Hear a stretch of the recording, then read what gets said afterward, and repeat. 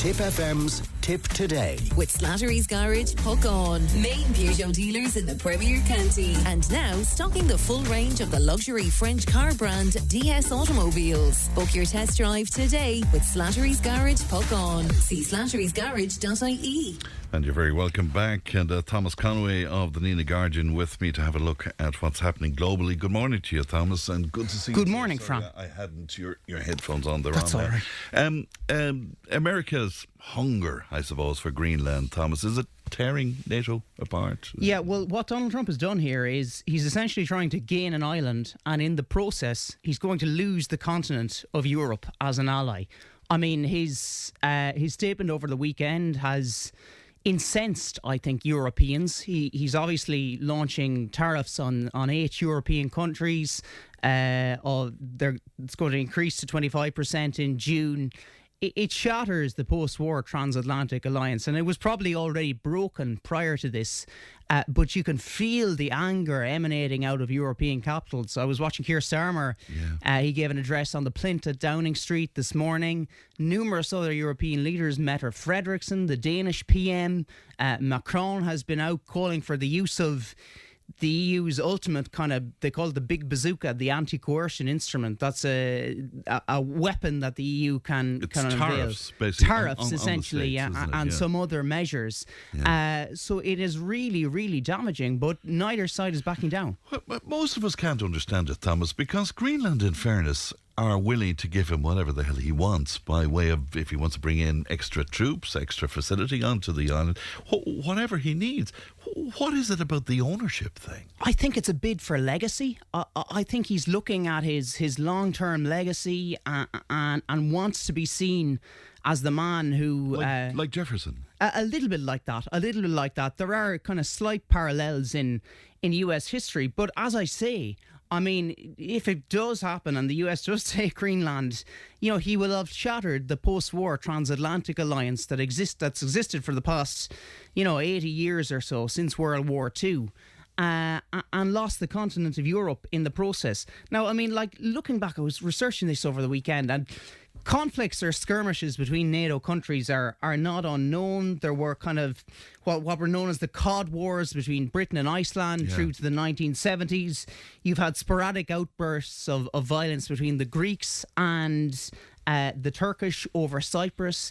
But nothing like this. This is on an entirely different plane, an entirely different scale. And like if America were to absorb Greenland, whether by kind of legal means, if they could manage it, or by force, what would happen to the NATO alliance's Article 5? That's the mutual defence clause, which states that an attack on one is an attack on all. Like, I don't think it was ever envisaged that attack on one would come from a NATO member state itself. Particularly the US.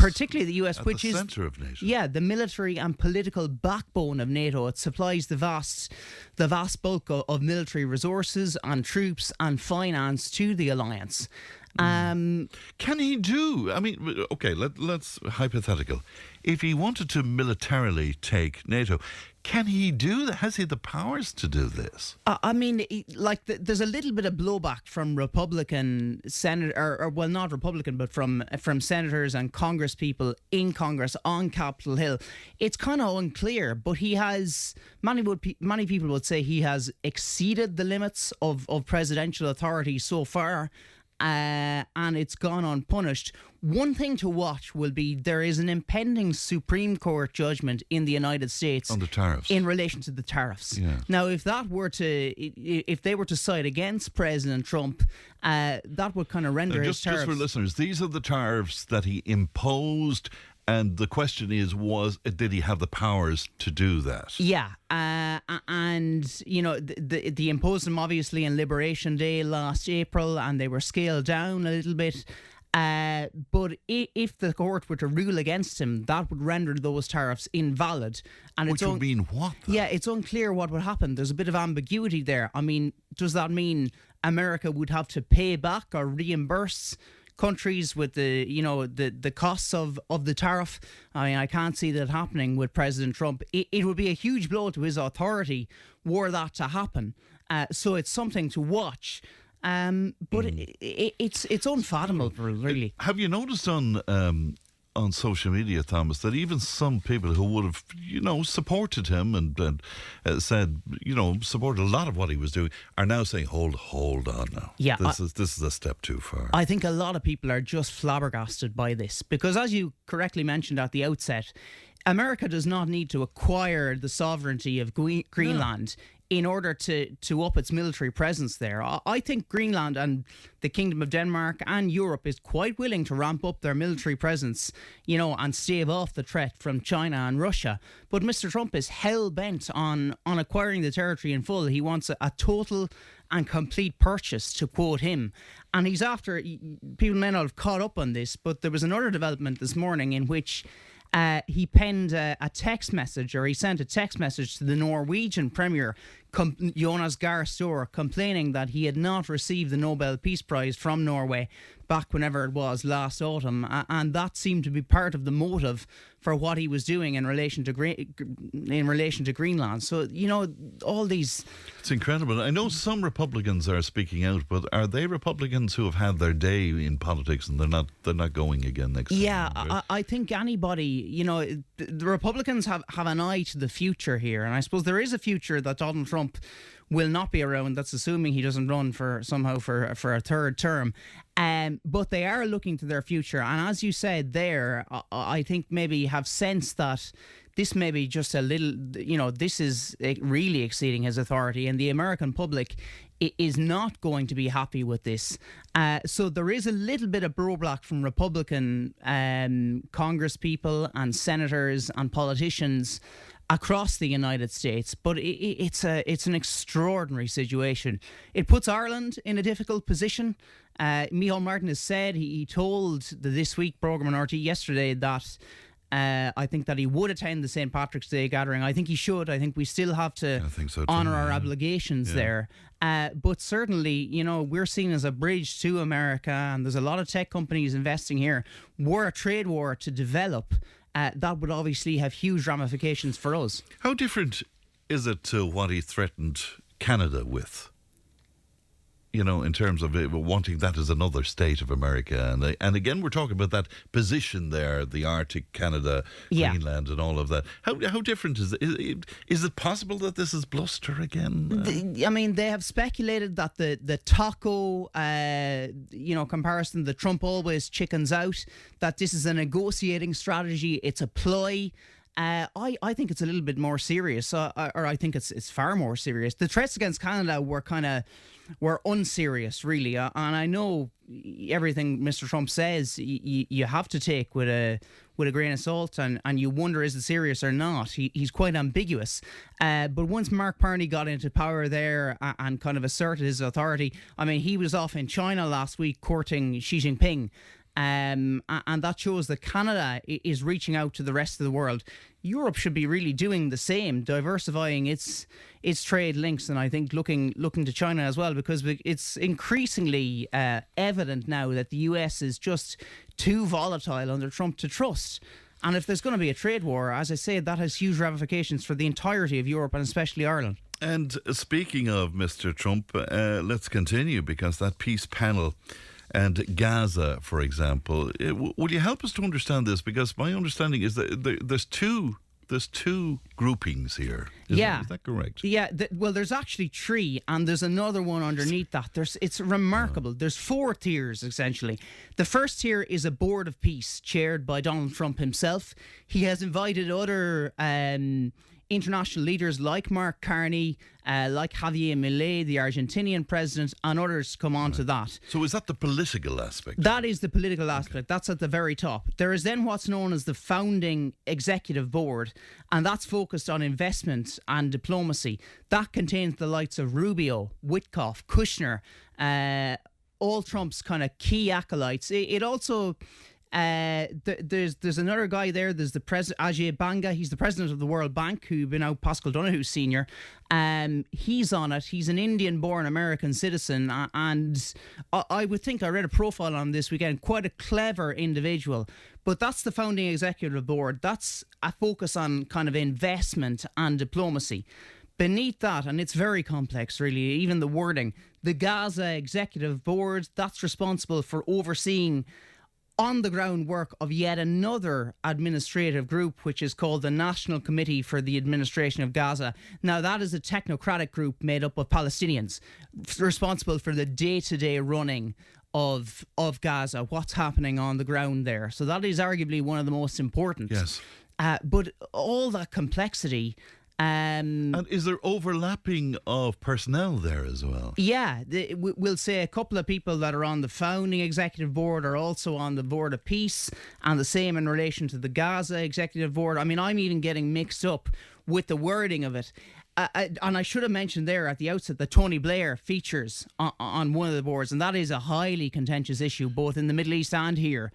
Why would he include Tony Blair with Blair's history? Yeah, it's interesting. I suppose Blair would argue that he has been aside from his role in the invasion of Iraq and Afghanistan, he was heavily involved. He was an envoy to the Middle East. And in fairness, he is an advocate for the two-state solution.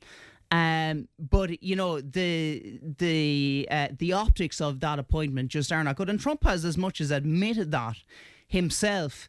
I've heard reports from Palestinians on the ground, you know, covered in news, and other people across the Middle East, senior Arab diplomats and politicians who aren't really happy with Blair's appointment.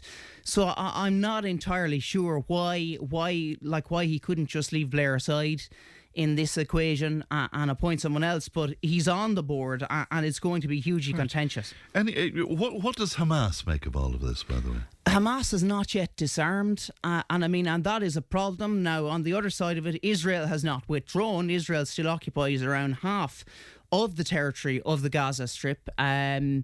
But Hamas has to disband in order for phase 2 to be complete. The deal is that Hamas will disband, they will, full disarmament, and then Israel will gradually withdraw. And unless those two things happen, I can't see phase 2 kind of working. Right. And in the groups that you mentioned there as well, what is the Israeli interaction with that? Or yeah, there are actually very few Israelis appointed to the board, and Israel expressed scepticism or kind of outright annoyance over the weekend, Benjamin Netanyahu and his government, over the composition of the boards. And I was reading back over the 20-point plan again. And I kind of thought to myself, it's not from a Palestinian perspective, and a lot of people will be interested in this country in what it means for Palestine and the Palestinian side of it. It's not the worst thing in the world. I think it could have been worse. It leaves a space. It leaves a path there for a future Palestinian state and the two-state solution. It opens the door to that. But it's just unclear how you could reconcile that with the current... But my understanding is Hamas won't disarm until that Palestinian state is recognised. Yeah, indeed. So, I mean, and that's going to be, like, when I say Palestinian state, that will be a much longer process. That's not going to happen overnight. And Hamas, you're right, has refused to disarm until a Palestinian state is established. So that creates another dilemma here, and it's another roadblock. And there are roadblocks all around us, really. Like, it's progression in a way, because it's moving from phase 1 to phase 2. But there are still sporadic outbreaks of violence. So it's fragile. It's fragile. Maintaining the ceasefire is really important. Would you stay with me, Thomas? Yep. I must take a break. We'll be right back.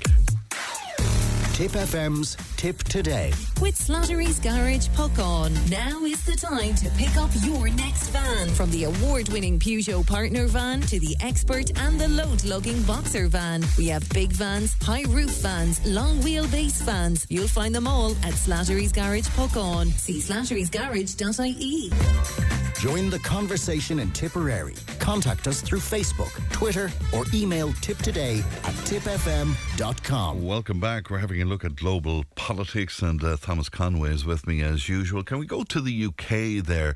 And a defection from the Tories, an interesting one too, Thomas. Yeah, kind of an extraordinary chain of events unfolded on Friday. So Robert Jenrick, who was, I think, probably the second most prominent member of the Conservative Party, former immigration minister under Rishi Sunak, contested the leadership election in 2024, which he lost to Kemi Badenoch.